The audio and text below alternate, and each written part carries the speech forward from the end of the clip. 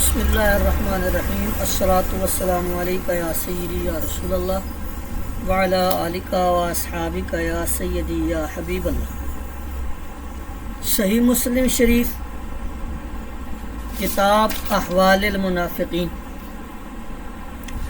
اس کا باب ہے باب سؤال الیہودی النبی صلی اللہ علیہ وسلم عن الروح۔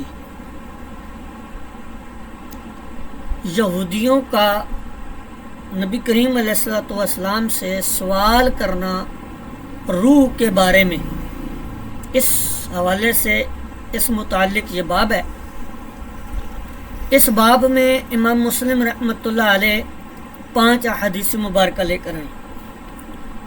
حدثنا عمر بن حفص بن غیاث حدثنا ابی حدثنا الاعمش حدثني ابراہیم عن علقمۃ عن عبد اللہ قال بینما انا امشی مع النبی صلی اللہ علیہ وسلم فی حرث۔ حضرت عبداللہ رضی اللہ تعالیٰ عنہ فرماتے ہیں، اور یہ حضرت عبداللہ سے مراد حضرت عبداللہ بن مسعود ہے۔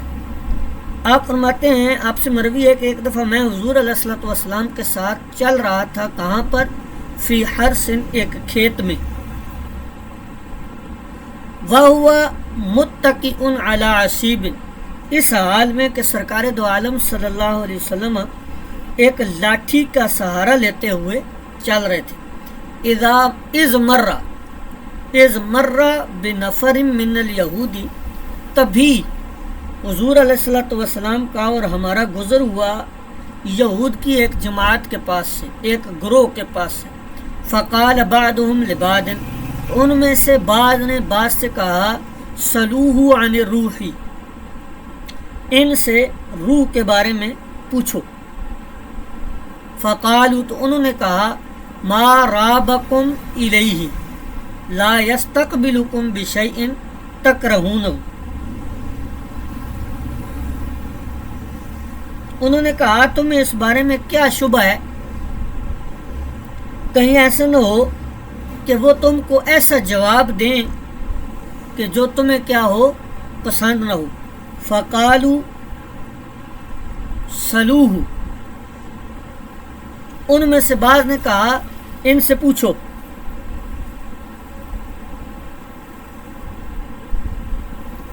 فقام الیہ بعضهم، اور ان میں سے بعض جو ہیں پھر حضور کی طرف کھڑے ہوئے۔ فسألہ عن الروح، انہوں نے سوال کر دیا روح کے بارے میں حضور علیہ الصلوۃ والسلام سے۔ قال، تو حضور علیہ الصلوۃ والسلام نے فرمایا، انا، حضرت عبداللہ بن مسعود نے فرمایا، فاسکت النبی صلی اللہ علیہ وسلم، کہ حضور علیہ الصلوۃ والسلام کچھ دیر کے لیے کیا ہوئے، خاموش ہو گئے۔ فلم یرد علیہ شیئا، اور ان کی طرف کسی قسم کا رپلائی نہیں دیا، کوئی جواب نہیں دیا۔ فعلمت انہ یوحی الیہ، پس میں نے جان لیا، حضرت عبداللہ بن مسعود کہتے ہیں، میں نے یہ جان لیا کہ حضور علیہ الصلوۃ والسلام پر نزول وحی ہو رہی ہے، وحی آ رہی ہے۔ قال، حضرت عبداللہ بن مسعود فرماتے ہیں، فقمت مکانی، میں اپنی جگہ پر کھڑا رہا۔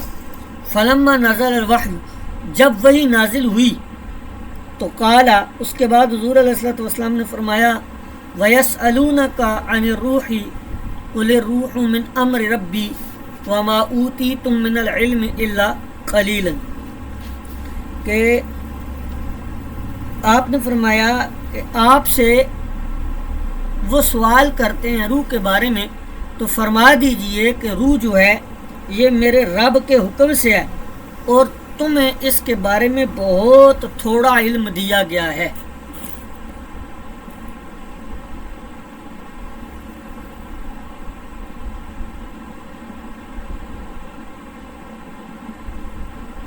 یہ 5 احادیث ہیں ایک ہی مفہوم کی۔ اب اس کی تشریح میں چلتے ہیں۔ تو حدیث پاک میں جہاں پر طبقہ صحابہ میں عبداللہ مطلقاً آئے تو وہاں پر عبداللہ بن مسعود مراد ہوتے ہیں۔ ایک روایت میں فی حرسن کے الفاظ ہیں کہ ایک کھیت میں چل رہا تھا، اور ایک روایت میں نخلن کے الفاظ ہیں. یہاں پر فی حرسن کی جگہ پہ نخلن کے الفاظ ہیں، جس کا مطلب ہے کہ میں ایک باغ میں حضور علیہ الصلوۃ والسلام کے ساتھ چل رہا تھا. یہ فی نخلن تیسری جو حدیث ہے اس باب کی، اس میں فی نخلن کے الفاظ ہیں، اور ایک روایت میں فی خربن کے الفاظ ہیں. اور خربن کہتے ہیں ویران اور چٹیل میدان کو.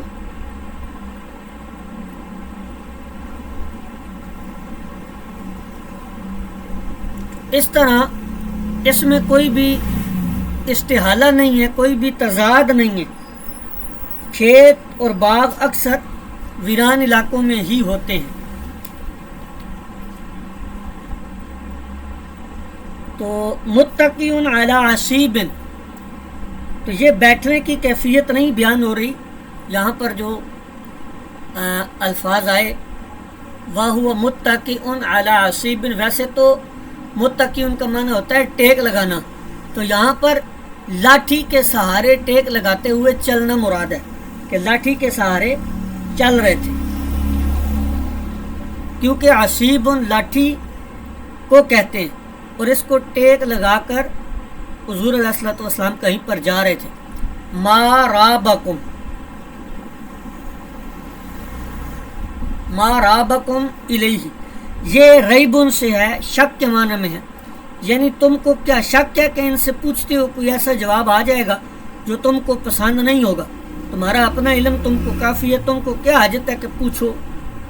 پھر ان خبیثوں نے مشورہ کیا کہ اگر اس شخص نے روح کے بارے میں پورا جواب دیا ہے تو یہ نبی نہیں ہوگا، کیونکہ روح کا مکمل علم کسی کے پاس نہیں ہے سوائے اللہ تبارک و تعالیٰ کے.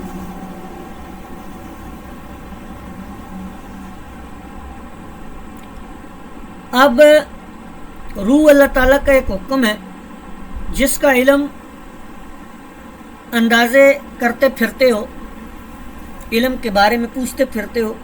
تو شارحین نے روح سے متعلق بڑی مفصل بحث کی ہیں. علامہ ابی المالکی جو ہیں انہوں نے کافی طویل کلام کیا ہے اور کافی متکلمین اور فلاسفہ کے اقوال نقل کیے ہیں. اس کے بعد لکھا ہے کہ سب سے واضح بات یہ ہے کہ روح ایک لطیف جسم ہے جو انسان کے بدن کے مشابہ ہے اور بدن کے ہر جزو میں پیوست ہے. اس سے بدن متحرک ہے. جب یہ لطیف جسم اس کثیف جسم سے بیکار ہو جائے، جدا ہو جائے، جب یہ لطیف جسم یعنی روح اس کثیف جسم یعنی بدن سے جدا ہو جائے تو یہ ظاہری جسم بیکار ہو جاتا ہے اور آدمی جو ہے وہ مردہ قرار پاتا ہے. اس کے بعد آگے چلتے ہیں اگلے ابواب کی طرف. باب قولہ تعالی وما کان اللہ لیعذبہم وانت فیہم، اور اللہ تعالیٰ ان کو عذاب دینے والا نہیں ہے چہ جائے کہ آپ ان میں، اس حال میں کہ آپ ان میں موجود ہیں. اور بعض نسخوں کے اندر یہاں پر جو باب قائم کیا گیا ہے مسلم شریف میں، اس کا عنوان ہے باب امحال الکافری وآیت وما کان اللہ لیعذبہم، کافروں کو مہلت دینے کا بیان. اور یہ آیت کریمہ آگے پھر بیان ہوئی. حدیث پاک دیکھیں. حدثنا عبید اللہ بن معاذ العنبری حدثنا شعبۃ عن عبد الحمید حمید الزیادی انہ سمع انس بن مالک یقول قال ابو جہل اللہم ان کان ھذا هو الحق من عندک فامطر علینا حجارۃ من السماء او ائتنا بعذاب علیم.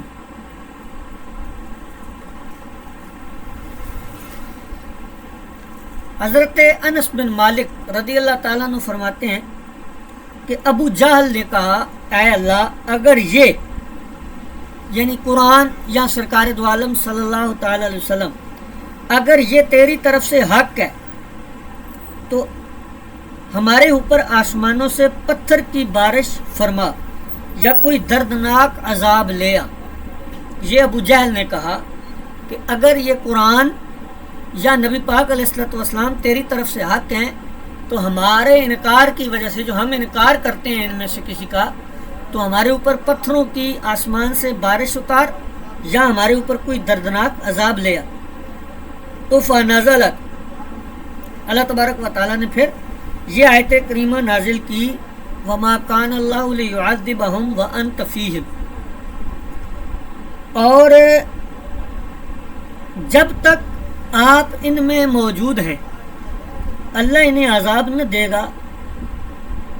وما کان اللہ معذبہم وہم یستغفرون، اور نہ ہی اللہ انہیں عذاب دینے والا ہے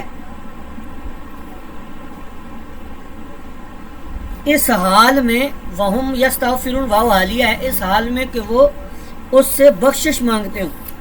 کیا وجہ ہے وما لہم اللہ یعذبہم اللہ وہم یصدون عن المسجد الحرام، اور کیا وجہ ہے کہ اللہ انہیں عذاب نہ دے حالانکہ وہ مسجد حرام سے روکتے ہیں۔ اس حدیث میں کوئی تشریح والی بات نہیں ہے۔ اس طرح دعا ابو جہل کے علاوہ قریش کے لوگوں نے بھی مانگی تھی، لیکن ابو جہل کی شہرت کی وجہ سے اس کا قول نقل کیا گیا ہے۔ کہتے ہیں کہ صبح ان لوگوں نے دعا مانگی اور شام کو گھبرا گئے، سب کہنے لگے غفرانک اے اللہ ہم معافی مانگتے ہیں۔ عذاب نہ آنے کی ایک وجہ حضور علیہ الصلوۃ والسلام کا وجود مبارک تھا، اور دوسری وجہ یہ کہ شرک کے باوجود یہ لوگ استغفار کرتے تھے۔ جب آن حضرت صلی اللہ تعالی علیہ وسلم مدینہ شریف تشریف لے گئے پھر بدر میں کفار پر عذاب آ گیا۔ اب نبی مکرم صلی اللہ علیہ وسلم دنیا میں ظاہری تشریف فرما نہیں ہے، تو مسلمانوں کی حفاظت کے لیے سب سے بڑا جو اہم چیز ہے وہ کیا ہے؟ استغفار ہے، کہ کثرت سے کیا کریں؟ استغفار کریں۔ اگلے باب کی طرف چلتے ہیں۔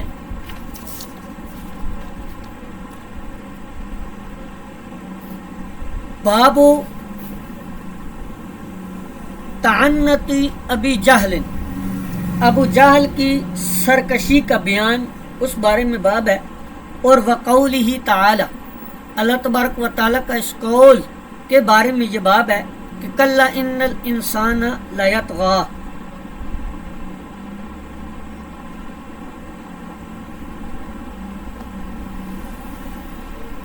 اس باب میں بھی امام مسلم رحمۃ اللہ علیہ ایک حدیث لے کر آئے ہیں۔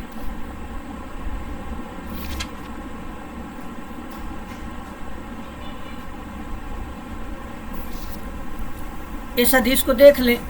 حدثنا عبید اللہ بن معاذ و محمد بن عبد الاعلی القیسی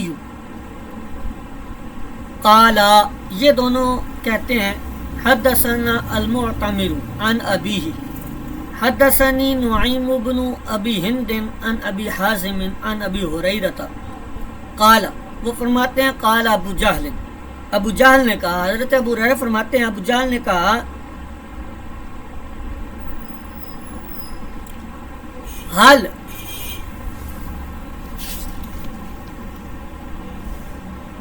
یعفر محمد وجہہ بین اظہرکم، کیا محمد صلی اللہ علیہ وسلم اپنا چہرہ تمہارے سامنے زمین پر رکھتے ہیں؟ قال فقیل، تو کہا گیا اس کو نام، ہاں رکھتے ہیں۔ اب اس نے کیا کہا؟ ابو جہل نے کہا واللاتی والعزی لئن رأیتہ یفعل ذلک لأطأن علی رقبتہ، کہ مجھے لات و عزیٰ کی قسم اگر میں نے اسے ایسا کرتے ہوئے دیکھا تو اس کی گردن روند دوں گا، نعوذ باللہ من ذالک، او لأعفرن وجہہ فی التراب، یا اس کا چہرہ مٹی میں مسل دوں گا۔ قال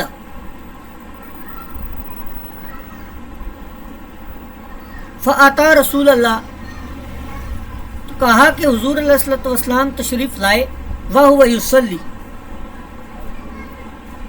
اور نماز اس حال میں کہ حضور علیہ الصلوۃ والسلام نماز ادا کر رہے تھے، یا اس کا ترجمہ آپ یوں کر لیں کہ فأتا رسول اللہ، وہ اللہ کے رسول کے پاس آیا اس حال میں کہ حضور علیہ الصلوۃ والسلام نماز ادا فرما رہے تھے، زعم لیطأ علی رقبتہ،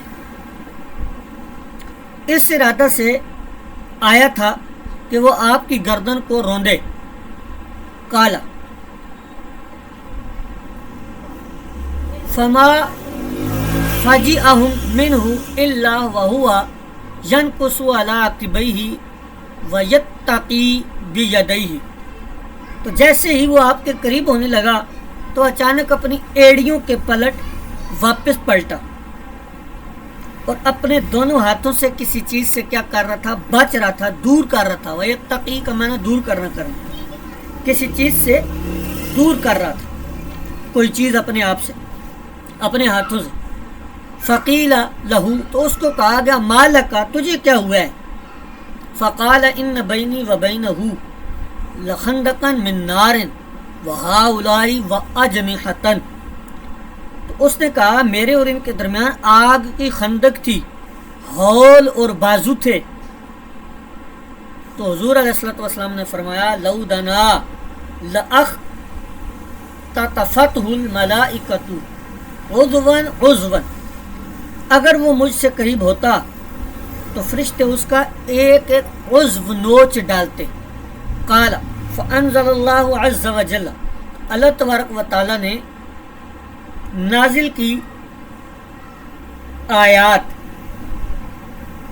راوی حدیث کہتے ہیں لا ندری فی حدیث ابی ہریرہ تھا، راوی حدیث کہتے ہیں کہ ہم نہیں جانتے کہ یہ حضرت ابو ہریرہ کی روایت کردہ حدیث میں ہے یا ہمیں کسی اور طریقے سے پہنچی ہے، یعنی جو آیات ہیں یہ نہیں پتہ کہ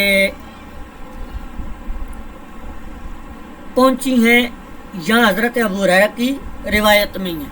تو یہ سورۃ علق کی آیت نمبر 6 سے 19 تک ہیں،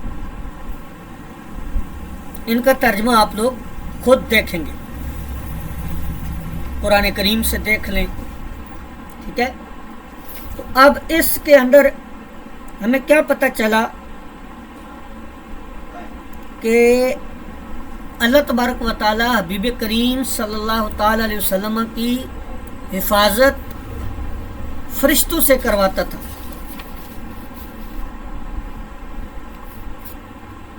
اگلا باب دیکھ لیں، باب الدخانی، دھوئیں کا باب۔ اس میں 5 احادیث مبارکہ امام مسلم رحمۃ اللہ علیہ لے کر آئے۔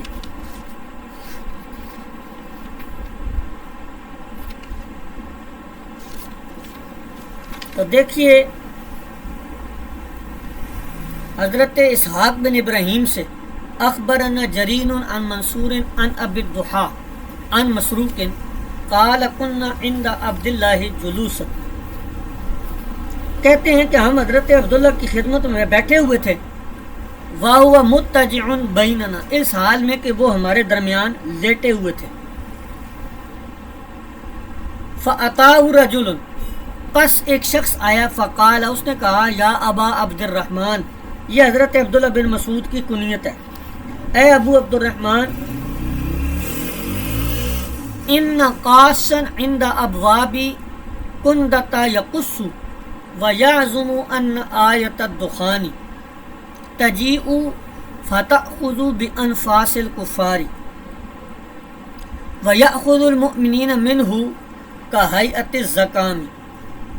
اس نے کہا اے ابو عبد الرحمن، کندہ کے دروازوں کے پاس ایک قصہ گو بیان کر رہا ہے اور گمان کرتا ہے کہ قرآن میں جو دھوئیں کی آیت ہے، آیت دخان ہے، وہ دھواں آنے والا ہے، پس وہ دھواں کفار کے سانسوں کو روک لے گا اور مومنین کے ساتھ صرف زکام کی کیفیت پیش آئے گی۔ فقال عبداللہ، حضرت عبداللہ بن مسعود نے ارشاد فرمایا، وجلس وہو غضبان، اس حال میں کہ وہ اٹھ کر بیٹھ گئے جلال میں، غصے میں۔ پھر ارشاد فرمایا، یا ایھا الناس، اے لوگو، اتقوا اللہ، اللہ سے ڈرو، من علم منکم شیئا فلیقل بما یعلم ومن لم یعلم، اللہ سے ڈرو، تم میں سے جو کوئی بات جانتا ہو تو وہ اپنے علم کے مطابق ہی بیان کرے، اور جو بات نہیں جانتا تو کہے اللہ ہی بہتر جانتا ہے۔ فلیقل اللہ عالم، تو چاہیے کہ وہ یوں کہے اللہ ہی زیادہ بہتر جانتا ہے۔ کیوں؟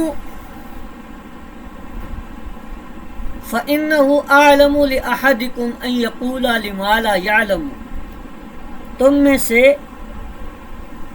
سب سے بڑا عالم وہی ہے کہ جو جس بات کو نہ جانتا ہو اس کے بارے میں کہے اللہ ہی بہتر جانتا ہے۔ فَإِنَّ اللَّهَ عَزَّ وَجَلَّ قَالَ لِنَبِيِّهِ، پس اللہ تبارک و تعالی نے اپنے نبی مکرم سے ارشاد فرمایا، قُلْ مَا أَسْأَلُكُمْ عَلَيْهِ مِنْ أَجْرٍ وَمَا أَنَا مِنَ الْمُتَكَلِّفِينَ،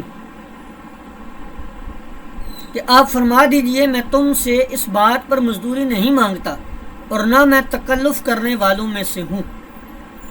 ان رسول اللہ صلی اللہ علیہ وسلم لما رآ من الناس ادبارت،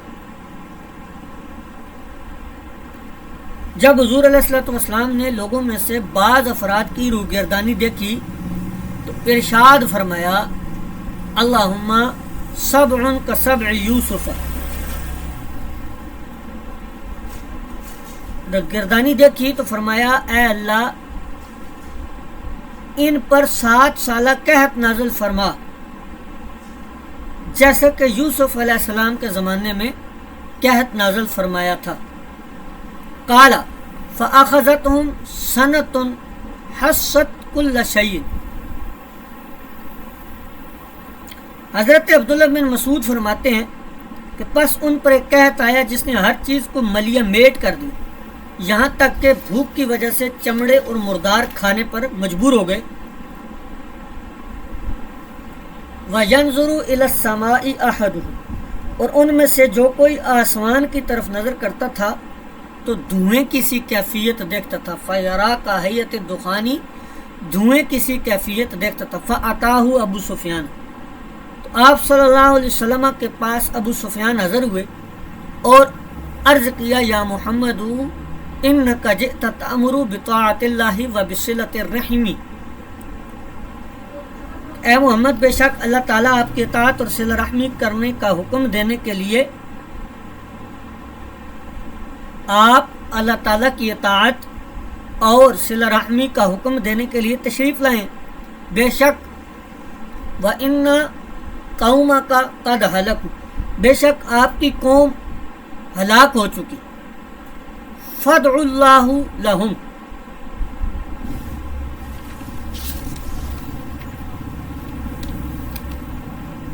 فَادْعُوا اللَّهَ لَهُمْ، بس اللہ تبارک و تعالی سے دعا کیجیے۔ اللہ تبارک و تعالی نے فرمایا، فَارْتَقِبْ يَوْمَ تَأْتِي السَّمَاءُ بِدُخَانٍ مُبِينٍ، اللہ تعالیٰ نے فرمایا آپ انتظار کریں اس دن کا جس دن کھلم کھلا دھواں ظاہر ہوگا جو لوگوں کو ڈھانپ لے گا۔ ھذا عذاب علیم، یہ دردناک عذاب ہے۔ اور اس آیت سے یہاں تک آگے انکم عائدون تک، بے شک تم لوٹنے والے ہو تک نازل فرمائی، یعنی سورۃ الدخان کی آیت نمبر 10 سے 15 تک نزول ہوا۔ تو انہوں نے کہا، کیا آخرت کا عذاب دور کیا جا سکتا ہے؟ افا یکشف عذاب الآخرت، تو کیا آخرت کا عذاب دور کیا جا سکتا ہے؟ اللہ تبارک و تعالیٰ نے ارشاد فرمایا، یوم نبطش البطشۃ الکبریٰ انا منتقمون، جس دن ہم پکڑ کریں گے بڑی گرفت کے ساتھ، بے شک ہم بدلہ لینے والے ہوں گے۔ فالبطشۃ یوم بدر، پس یہ جو پکڑ مراد ہے، اس پکڑ سے مراد بدر کے دن کی پکڑ ہے۔ وقد مدت آیت الدخان والبطشۃ واللزام وآیت الروم، اور دھوئیں اور لزام اور روم کی علامات کی نشانیاں گزر چکی ہیں۔ تو یہ بھی حدیث پاک بالکل واضح ہے۔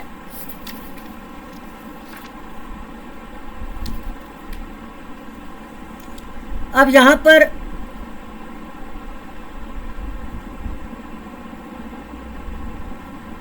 یوم تأتی السماء بدخان مبین، یہ جو آیت کریمہ نازل ہوئی کہ آسمان سے آیا دھواں واضح، اس میں حضرت عبداللہ بن مسعود اور حضرت ابن عباس رضی اللہ تعالیٰ عنہ کے درمیان کیا ہے، تھوڑا اختلاف ہے اس کے مصداق میں، کہ اس دھوئیں سے کیا مراد ہے نا، اس میں کیا ہے، اختلاف ہے۔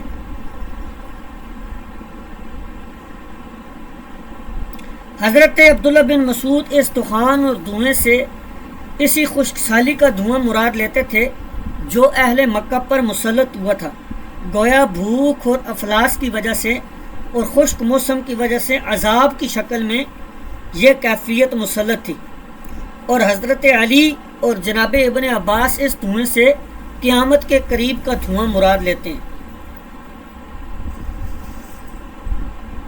تو وہ جو وائس تھا اس نے بھی مراد یہی قیامت والا دھواں لیا تھا کہ قیامت کے قریب ایک دھواں آئے گا جس سے مسلمانوں کو زکام کی کیفیت پیدا ہو جائے گی، لیکن کافر مر جائیں گے اور منافقین برباد ہو جائیں گے۔ تو حضرت ابن مسعود رضی اللہ تعالیٰ عنہ کو چونکہ یہ موقف نہیں تھا، اس لیے آپ نے اس پر شدید انکار فرمایا،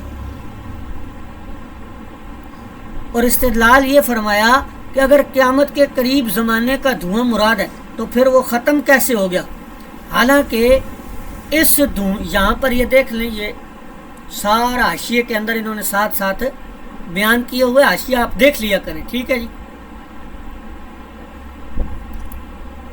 تو یہ دھواں ختم کیسے ہو گیا، یہ آپ کا استدلال تھا، حالانکہ اس دھوئیں کے ختم ہونے کا ذکر ہے، ان کاشف العذاب قلیلا، اس میں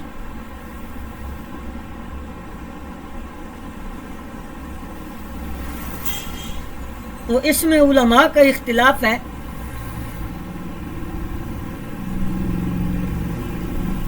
صحابہ کرام کا بھی اختلاف تھا، تو دونوں طرف اقوال موجود ہیں، اور ایک تیسرا گروہ بھی ہے، وہ یہ کہتا ہے کہ یہاں پر جو دخان مبین ہے یہ 2 دفعہ وارد ہوگا، 2 دفعہ رونما ہوگا، ایک تو اہل مکہ پر قحط کے وقت آ گیا اور گزر گیا، اور ایک آئندہ قرب قیامت کے وقت آئے گا۔ اس پر ان حضرات نے کافی دلائل سے استدلال کیا ہے، اور اگر یہ تیسرا قول لے لیا جائے تو پھر اختلاف ختم ہو جاتا ہے، کیونکہ یہاں پر دھوئیں کو جو ہے وہ 2 دفعہ مان لیا کہ دھواں 2 دفعہ رونما ہوگا۔ اس کے بعد ہے باب انشقاق القمر، اس باب میں امام مسلم رحمۃ اللہ علیہ 9 احادیث مبارکہ لے کر آئے۔ یہ باب آپ نے خود مطالعہ کرنا ہے، اس کے اندر کوئی بھی ایسی چیز نہیں ہے جو تشریح طلب ہو۔ حضور علیہ الصلوۃ والسلام کے معجزہ شق القمر کا بیان ہے، اس میں 9 احادیث ہیں اس میں۔ اور باب فی الکفاری، کفار کی نالائکی کا بیان، اس باب میں امام مسلم رحمۃ اللہ علیہ 3 احادیث مبارکہ صرف لے کر آئے، یہ بھی آپ نے مطالعہ کر لیں گے۔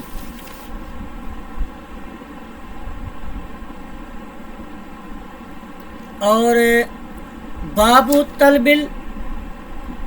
طلب الکافری کافر الفداء بملء الارض ذهبا، دنیا بھر سونا فدیہ میں دینے کے لیے کافر تیار ہو جائے گا۔ یہ بات بھی امام مسلم رحمۃ اللہ علیہ جو لے کر آئے، اس میں 4 احادیث ہیں، یہ بھی آپ نے مطالعہ خود کرنی ہے، یہ مطالعاتی نصاب ہے آپ کا۔ بابو یحشر الکافر علی وجہہ، قیامت میں کافر منہ کے بل اٹھایا جائے گا، یہ بھی باب آپ نے پڑھ لینا ہے، اس میں صرف ایک حدیث مبارکہ ہے۔ تو کل کا جو ہم سبق شروع کریں گے وہ باب نمبر 13 بابو سبغی انعامی اہل الدنیا فی النار، یہاں سے شروع کریں گے۔